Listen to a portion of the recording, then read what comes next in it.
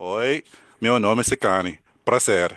This is a class that Maria and I are going to share with you today to teach you some mistakes that Brazilian professionals and entrepreneurs make that keep them from sounding more fluently, more clear when they speak English in international business.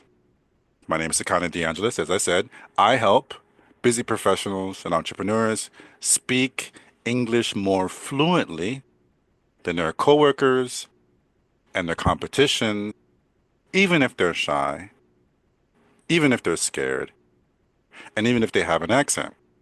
So that's my introduction. I'm going to let Maria give a short introduction. Maria? Oi, meu nome é Maria Eduarda. Tenho um pouquinho de um background internacional. Eu me mudei para a China quando eu tinha 11 anos, morei lá por 6 anos, um ano no Vietnã. E assim eu aprendi a falar inglês. Eu voltei para o Brasil durante a pandemia e percebi o quanto o inglês era importante na minha vida. Okay, Sakani, back to you. Obrigado, obrigado.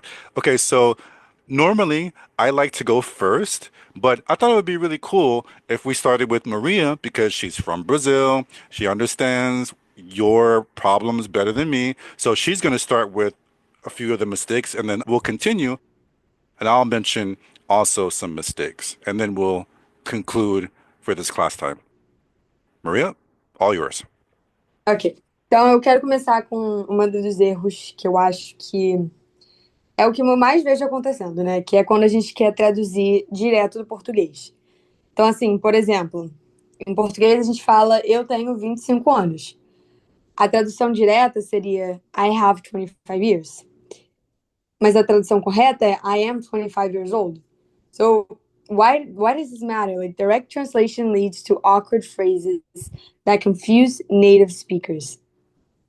I think Sakani can also say, like, we hear this a lot, when Brazilians are traveling or they are in a business call and they try to translate something directly from Portuguese and it just comes out wrong.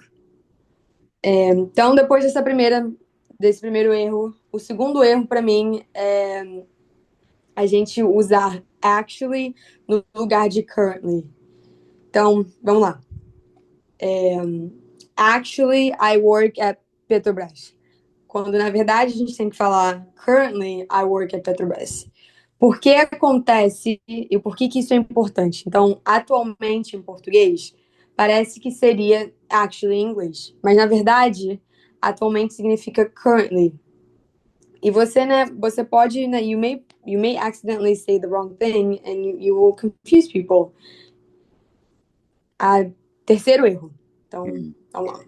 Terceiro erro para mim é medo de errar, o que leva a falar pouco demais. Então você tem medo de falar alguma coisa e aí acaba que você não fala o suficiente para alguém te entender.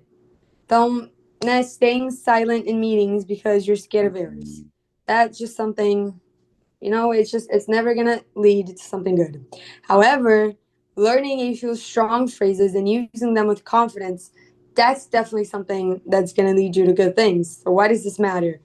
Not speaking means you'll probably miss opportunities. You don't need perfect English. You just need clear and confident English.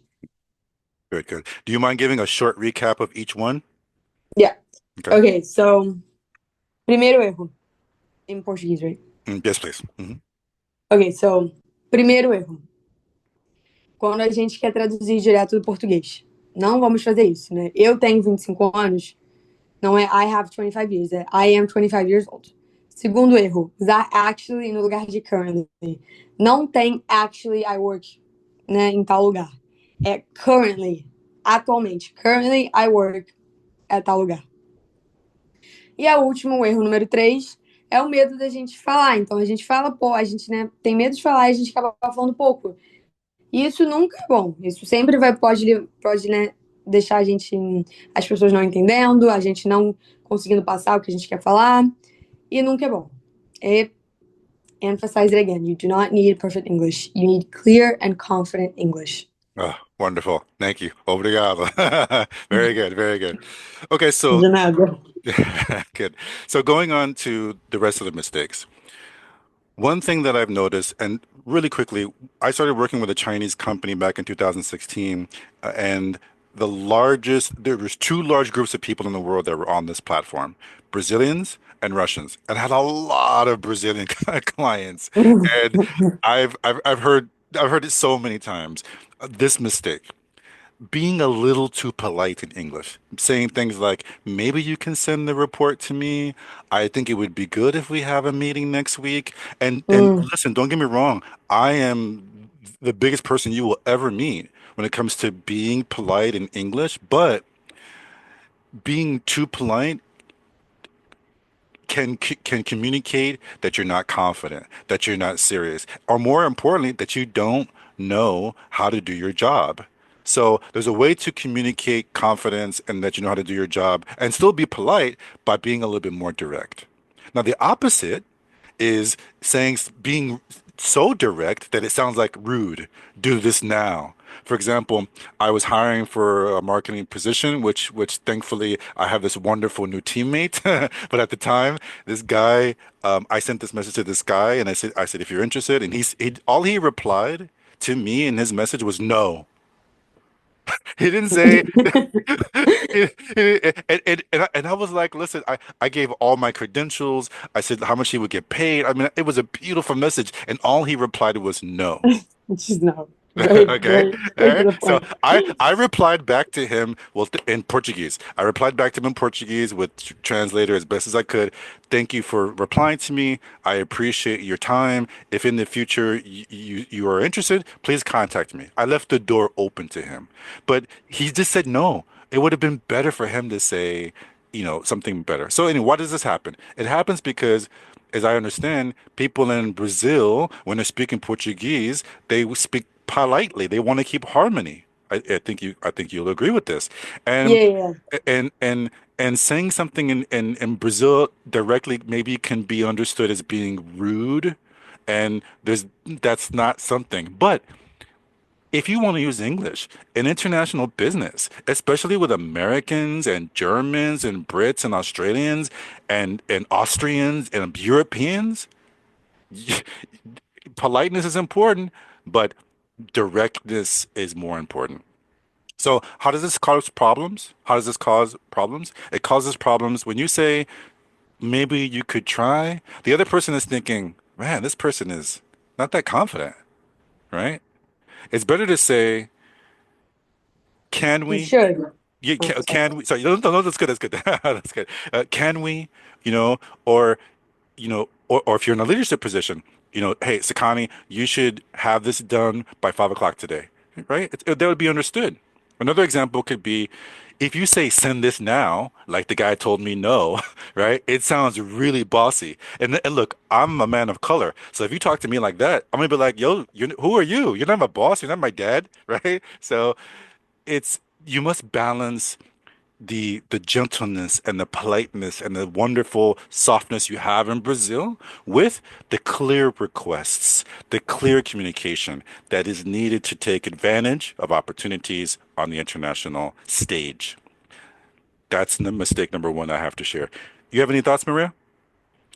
Yeah, no, I think it actually comes a little bit back to the first mistake I said, where we Brazilians tend to translate everything directly from Portuguese. Mm, So in Portuguese, we talk like this. We talk what you guys would consider, more politely. mm, And it's different, I think we have to take into consideration not only the language is different, but it's a mm, different culture. mm, Here it makes sense in the language, it makes sense in the cultures to say something like, maybe you should do this. In mm, Portuguese, it makes sense like, talvez você pode fazer também.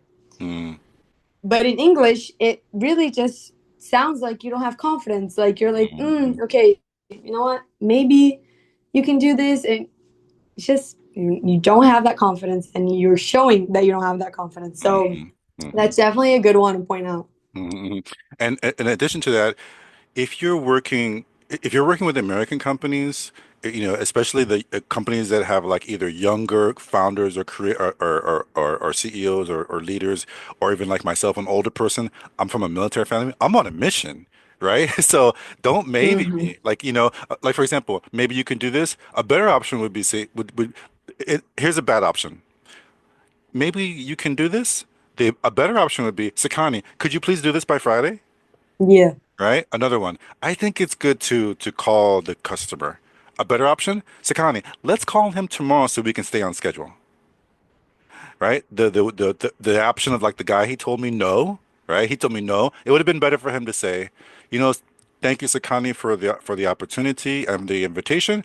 I'm not accepting this at the moment. Yeah. It Yeah. would have been better for him to say anything, right? Yeah, yeah, for real. Yeah, so use words like please, could Hmm. you, let's, thank you. Be clear about what you want and when, and keep your tone kind and professional.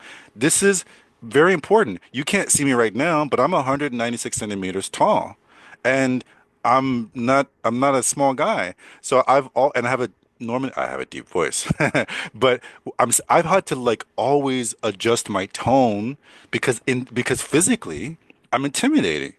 I walk up on the street, some little white lady's like, "Oh my goodness." So anyway, you can do both. You can do both. Okay? That was a big one, but I thought it was very Yeah. important to I thought about this funny little story. please tell me. When when we traveled to Disney, which Brazilians love to do, Mm, mm, mm. I think, and I've heard this from like my family, from my friends, from everybody you meet that says, "Oh, okay, we went to Disney," and they don't speak English that well, but there's just this one word that everybody uses, which is "excuse me, excuse me, excuse me." And I remember when I went to Disney for the first time, I was like, I don't even know, 10, and I would say, excuse me," because that's all I could say. I lived in New York City I moved to New York City when I was 16 years old, and I still sometimes have a habit of saying, you know, you know, like, okay. I also lived in California, and when I was growing up, like was a big word, so sometimes I still do that, and I notice a lot of people use kind of a combination of the three or the two. What I'm saying here is using too many filler words. Saying too much, saying like too much, this is bad. It makes you sound like you're from the street, you're from the hood. It's too informal. Okay. Now, if it's an informal setting, it's relaxed, it's after work, that's different. But what's better always, and we'll talk more about this if you follow us for the future, you're going to learn more about this. Always begin more formal first before you become informal. So just be careful of these filler words like you like, and these kinds of words. Maria, your thoughts? Yeah, no, I mean, everything you said, I think it kind of becomes a bit of a habit. Mm, And once you create habits, they're just hard to get rid of. So, that's right. That's right. Good. Thank you. All right. The next one, words that end in ed that sound like t. For example, linked in, parked, worked. Once again, I go back to my experience with the Chinese company where 2016, there was nothing but Brazilians and Russians. And I hear this worked, linked, right? yeah. And in the down below, there should be down below underneath this video a link to, I mean, a real small video of some business phrases that use words that end in ed that sound like t. It's very, very short. I invite you to take a look at it. Don't worry, I'm not selling you anything in that video, but that'll give you some words. But learning the words that end in ed that sound like t, and also the ones that sound like ed, like scheduled, right? Is very, very important, especially for business. Maria, your thoughts? No, I agree. Yeah. I mean, if you look at it and you read it the way you would read in Portuguese, that's how you say it. Mhm. Again, we need to remember we're speaking another language, we're speaking English. Mhm. So And we have to speak it like English. yeah, and native listeners and good English listeners, they're gonna understand right away that your English is not that good if you're making Uh-huh. these mistakes. Yeah, if Oh, you're yeah, making if definitely. yeah, if a person is making these mistakes, the people, whether they're natives or they're excellent English speakers from other countries, they're gonna hear right away. Okay. Hmm. And you don't want to be the Brazilian professional or entrepreneur who has all these wonderful qualifications, but you lose out on the opportunity because you were saying something like LinkedIn or work it. You don't want to be that person. All right. So moving on to the next. I've had over 250 clients from over 27 different countries, and I'm happy to say a lot of those were repeat customers. And I have several clients that they've been my clients now for 6, 7 years. We still talk because I'm interested in improving my own English skills, and they know that. So as a result, they're still learning as I'm learning because I love also teaching. The very first thing I teach everybody, no matter who you are, where you're from, is the importance of not sounding like an American. And that means don't speak fast. Take your time. The best speakers, no matter where they're from, they take their time when they speak. If you go to my website, you'll hear me talking about this in a video of my own personal experience. So, number one, speaking fast is not a sign that you're fluent. It's a sign that maybe you're eager or a little too hungry. It doesn't communicate confidence. Speak slow, it's better. Maria, your thoughts? Yeah, I think this is actually a tip for, any language you're going to speak in, or any Mm, language, if it's mm, in Portuguese, mm, speak slow. People need to understand you. If it's in English, especially in English as your mm, second language, mm. speak slower. They need to understand you. Wow. So you just said something that inspired me to say you said, especially if English, speak slower. Why? English is the global language right now. Throughout history, Hmm. different languages have been global. Have been the language of the entire peoples, right? But right now it's English. And what you need to understand, Brazilian listener, is you, you say something in English and you're not careful, you may just crush any opportunities you have for the future. It's so much more powerful when you say it in English. So, clicking or connecting to what you just said, say it even slower. Okay. I talk like this Yeah. to everybody. Now, when I get excited, and Maria can tell you, I talk really, really fast. But Oh, that's yeah. but that's in a when I have my creator hat on, and Maria can agree to this, I speak a little faster than usual. But that's natural when people are excited about creating. But in general, when I talk to people, I talk like this, and I'm right here. All right. So that's number one. Speak slow. Number two, very, very famous people, including a former president. You've heard them give wonderful speeches, right? But then when they're asked questions, they say, uh, while they're thinking about what to say. Now, if you're the president of a country, you can get away with that because you have this authority. But we're not. If you're if you're a leader of some foreign country, well, that's cool. But if you're not, don't do that. Use, Unprofessional. yeah, that's right. It's very unprofessional. Use silence instead of saying, uh, uh, uh. Now, to be clear, the silence can be half a second, it can be 1 second, it can be 2 seconds, it can be 3 seconds, it can be more. Now, what's the benefit? The benefit is it gives you time to calm down. It gives you time to think about what you want to say. But even a cooler benefit or a nicer benefit is that it creates anticipation. It creates in the other person, they become like children. What is he going to say next? What is she going to say next? What are they going to say next? Right? So it works out to you silence instead of saying it works out for you so you can organize, but it works out for your audience because you're making them wait and creating desire to hear what you have next. Maria, thoughts? I'm going to emphasize on the same thing I said. Mm, Take this tip, use it in Portuguese, mm. but use it even more in English. Very good. Very good. Very. Now, I speak English. I speak a little bit of Spanish. I speak fluent Arabic. I speak a little bit of other languages, and I do what she's saying. And what's interesting, and Maria can, I totally know you agree with this. When we do speak slow and another person's language, so much more rapport. Even if we're making mistakes, people love to hear us speaking their tongue, speaking their Oh, yeah. language. They love it, and they'll be helpful. So that's number two. And number three,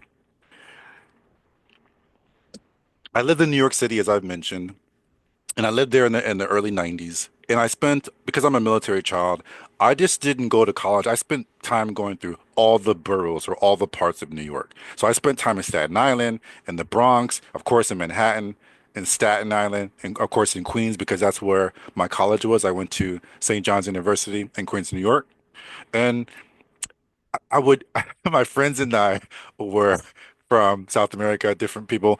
And so like we drank a lot of beer and we would always go to different bodegas or different stores in different neighborhoods where people were from different countries, maybe to get, deals. And we would always learn a little bit of their language.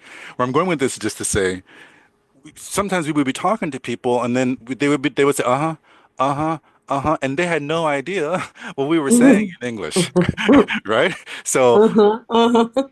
now some people like in China, they don't want to lose face. They don't want to look bad. They don't want to look like they don't know. But we're talking about international business and global language.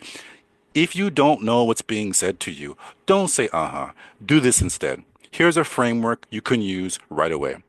You apologize, you say their name, and you ask them to make it clear. Here's how it looks. Excuse me, Maria, to be clear, are you saying blah, blah, blah? I'm so sorry, Maria. I'm not really clear. I'm not understanding. Can you say that again? You use an apology, pardon me, excuse me, I'm sorry, right? Apologize first, say their name because everybody loves to hear their name, and then ask them to politely repeat themselves or to make it clear. Okay. One more time, I'll give you an example. I'm so sorry, Maria. I don't understand what you're saying. Can you say it again? Oh, Part, yes, definitely. yeah. Pardon me, Maria. Pardon me, Maria. Can you clarify what you're saying? Can you say it again? Can you make it clear? Can you repeat yourself to clarify? One thing that I like to do, and I've heard it from other businessmen, excuse me, Maria, to be clear, are you saying da da da da da da da? Or are you saying da da da? To be clear, I like that phrase, to be clear. So that's a format you can I use. like it. That's a framework you could. Any thoughts on this way of avoiding saying uh-huh? Oh, I like it. I mean, lot better, a lot more professional. I like it. Yeah, good, good, I'm good. gonna use it. Very good, very good. I told you I had a surprise for you before we Ugh. that's right. So it's a wonderful framework. In fact, write it down on a piece of paper. Apology, name, ask them to be clear. Ask them Mm. for clarification. Write that and put that on your wall somewhere. Put it on your phone somewhere. It's so important. Don't be the Brazilian professional or entrepreneur who they just say, uh-huh, uh-huh, uh-huh. And you know you're more qualified than the other people. Be better. Take what I'm telling you and say, excuse me, John, I didn't, English is not my first language. I didn't understand everything you said. Can you say it again a different way?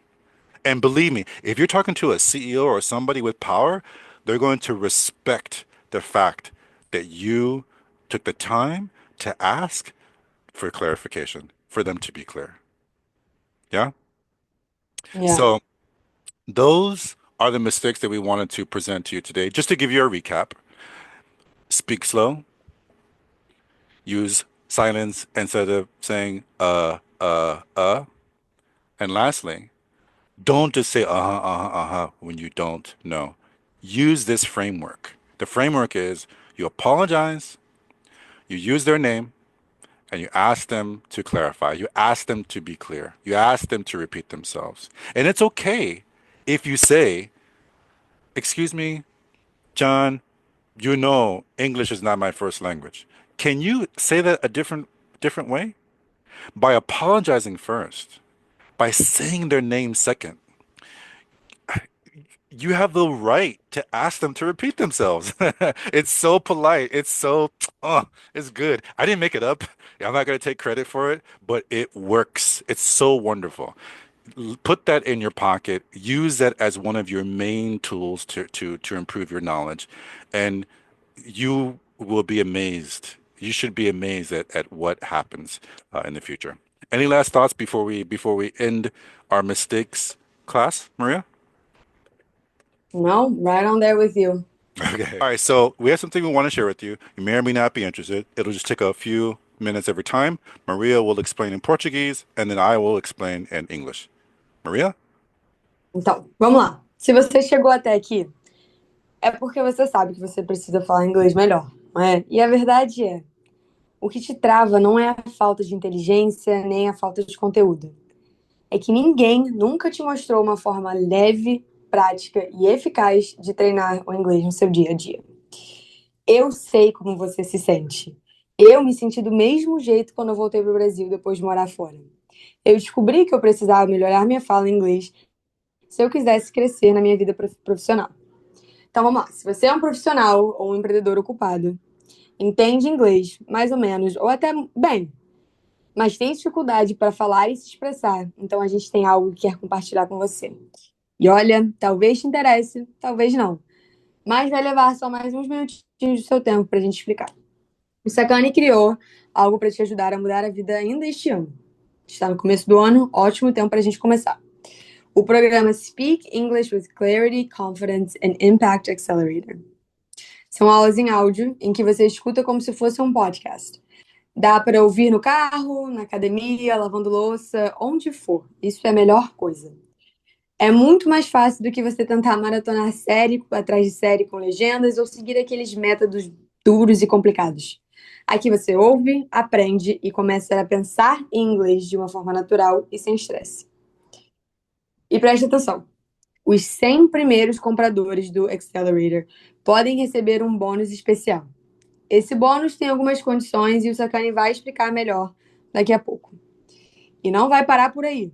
Você também vai receber um plano completo de 8 semanas, passo a passo, para saber exatamente como colocar em prática tudo o que você aprender. Ou seja, você não vai só consumir conteúdo, você vai saber o que fazer com ele, como explicar e quando. Tudo pensado para te tirar da frustração e finalmente te deixar confiante para você falar inglês. A gente não promete que você vai escutar os áudios e vai ficar fluente, não existe isso, né? Mas a gente diz que você vai aprender a falar melhor. Você escuta as aulas, segue o plano de 8 semanas, aproveite os bônus e vai conseguir falar pelo menos 50% melhor do que você fala hoje. Fato é o seguinte: se você tem ótimas qualificações e fala inglês bem, você tem a chance real de ganhar muito, mas muito bem no Brasil. Fale inglês melhor, ganhe melhor. Não perca essa chance. Let me Obrigado. ask Sakani. Obrigado. Now, I'll explain. After teaching a lot of classes, I wanted to make it easier. Also, I have turned into an entrepreneur. And entrepreneurs think about products and how to make the customer happier, better. And so I decided, after listening to some advice, to make something that you can listen to very quickly. So you could work with me one-on-one if you wanted to for weeks, one-to-one classes, but that's $250 a month. And that's not for everybody. Not everybody can afford that. So I created something that's easier and smaller. It's still very, very powerful. As she said, the 60-minute speak English with clarity and confidence, impact, and any business situation accelerator.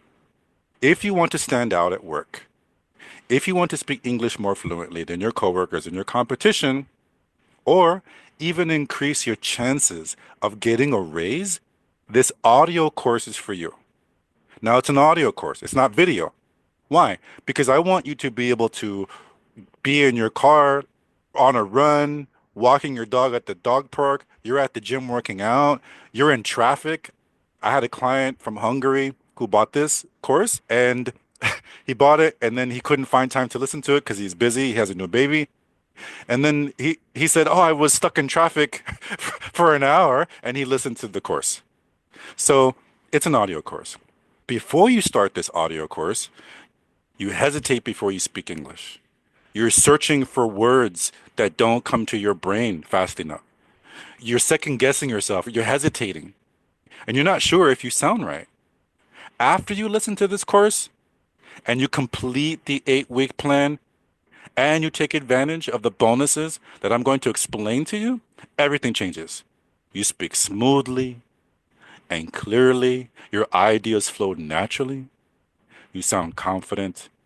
You sound professional. People listen to you. They respond to you. They understand you. Your boss says, wow, wow, that's a great point. Let's do this. Let's do your idea. Clients begin to trust you more. In international business, you're different than all the other Brazilians because you're speaking so much better. And more importantly, you feel in control. The 8-week plan, included in the audio, is built for the busy professional and entrepreneurs who need to speak English fluently and naturally fast. It will teach you how to speak without hesitation so you never feel stuck searching for the words in your brain. It will help you sound professional and fix the mistakes that you make so you don't sound bad, you sound more fluent. And it will help you to train your brain to think and respond in English with confidence. Now, you don't need more grammar lessons. You don't need to memorize hundreds of words. You just need some effective tips that you can use right now to help you be better. I've used these tips for myself. The shorter version of my story: I was born in the Philippines. I was raised in Texas, college in New York, traveled outside the country, started to learn a different language, and I forgot English when I came back. So these tips that I'm teaching you, I use them myself. They're not something that I went to ChatGPT or AI to help me put together. No, I've used them to help me in my life. I'm not just trying to share something with you that is theoretical. I use the information. Now, the first bonus is you get a copy of my Amazon book of this same information. I wrote an Amazon book. I'll give you a copy for free. Bonus number two: if you buy this audio program by the deadline that you see, and you have to email me the word bonus, because my email will be available. You email me the word bonus, then you get access to me as your coach for 6 months. Now, I'll answer your questions via email, via audio. Maybe I'll make you a video. Okay. You will also be invited to join live webinars once or twice a month. The extra bonus is Maria. She's also going to be available to help you with me. So it's not just you working with me, the American, but also another Brazilian. Okay. And the last bonus, or the third bonus, is you're going to receive some PDF tools, some checklists that will help you. Okay. So just to finish, how do you use this program? You listen to the program, you look at the PDF tools, you follow the 8 weeks, take advantage of me and Maria to help you improve your language.